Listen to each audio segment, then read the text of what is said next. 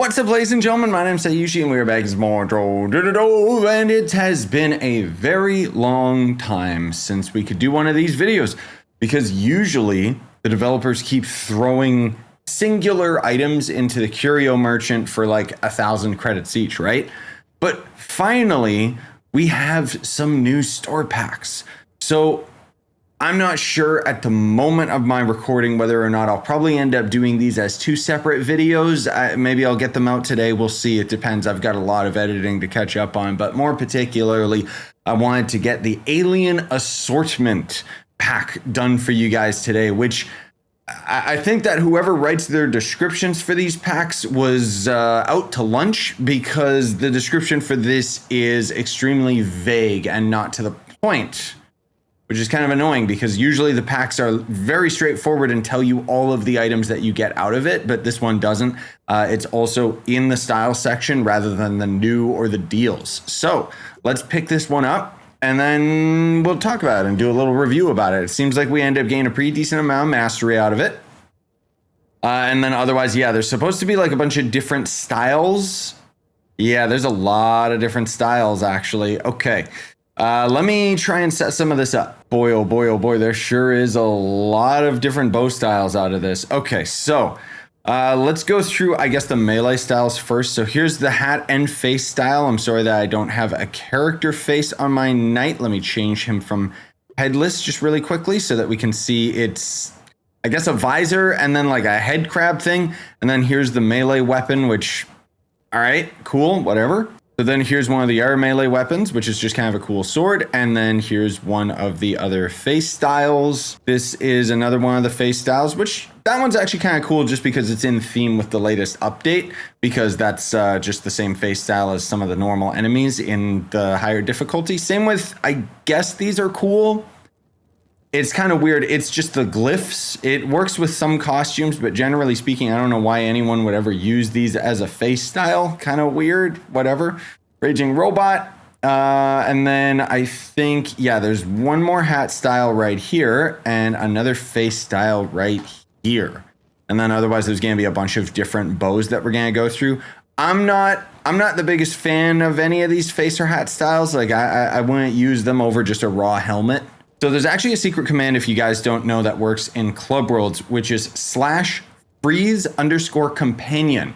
And that'll actually keep your little ally out of the shot. It doesn't keep our little Phoenix dude out of the shot, or you guys out of the shot. So let's hide and go into Do Not Disturb in the hopes that that will actually work, because sometimes it doesn't. So this is one of the new bow styles right here, the Abyssal Archer. Okay, whatever, cool. Then we've got Elemental Union, which is, I guess, fire and ice. I don't know, I'm not the biggest fan again. It'll work with some costumes though. This one's not bad. That one I might actually end up hearting. That's a pretty cool style. That one's okay as well, but not great. There's so many different bow styles, which is weird. This one being a dead fish, that's kind of funny. I like that. We do have some other weapon types as well though. So it seems like we've got a singular gun style, which actually that's a pretty cool gun style if I do say so, except for the weird copper rod at the bottom, which just doesn't make sense to me unless it's supposed to be like a weird flintlock, but it's a future one. I don't know. And then we've got a spear style. How is that a spear? I don't know what this is. That's a little bit weird. It's like a Christmas light or something. It is a cool style though. It definitely fits with this costume for sure. I think that's it for the weapon styles. I might have missed some, but otherwise let's just do the allies now. So we've got this little cutums right here, who's a little UFO guy. That one's actually really cute. I like that a lot. And he kind of just animates as if like, please help me, flying Brainiac. He's supposed to be a brain. That's funny. So then we've actually got another one, Brainy Invader. This one I really like. I shouldn't like it as much as I do, but it reminds me of Mars Attacks or Destroy All Humans, which was a banger of a video game back in the day. I think there's like a remake of those games as well. I did cover the first one. And then we got a couple different mounts. So we got Preserved Invader. I don't know why it's all this like alien themed stuff, but I mean, I like aliens, so sure, I'll take it. I don't know what's supposed to be in here because the reflective surface, like, it's a head. It's a decapitated alien head. Like, what? Okay, it's a little morbid. It's also leaking ooze out of the top. Kind of cool, I guess. And then more importantly, we've got the Outlandish Walker Mecha. And this is probably going to end up being, yeah, the new Dreadnought. I really like this one. If I'm being perfectly honest, it's got a lot of style to it. I do wish that it would shoot or do something, but I mean, it's always cool to have more dreads. I don't really understand why the dome around our character, like, why is it opened at the back? That doesn't make sense. Is it? Yeah, I don't know. Like, maybe there's some weird lore thing because of the pylons. Maybe it's supposed to be a barrier or something, or maybe because some classes just didn't fit in this thing. But I mean, if we even use the Revenant, I bet you our shoulders are going to be popping out of this thing already. Yeah, like, so I don't get it, man. Why? It just feels incomplete with the back of it being open like that. Strange. Okay, I think, does that cover everything out of that pack? Yes, it does. So I'll probably, like I said, make a short video talking about the new ally pack, just because I don't have the credits right now and I don't want to have to buy them. Get off of my screen.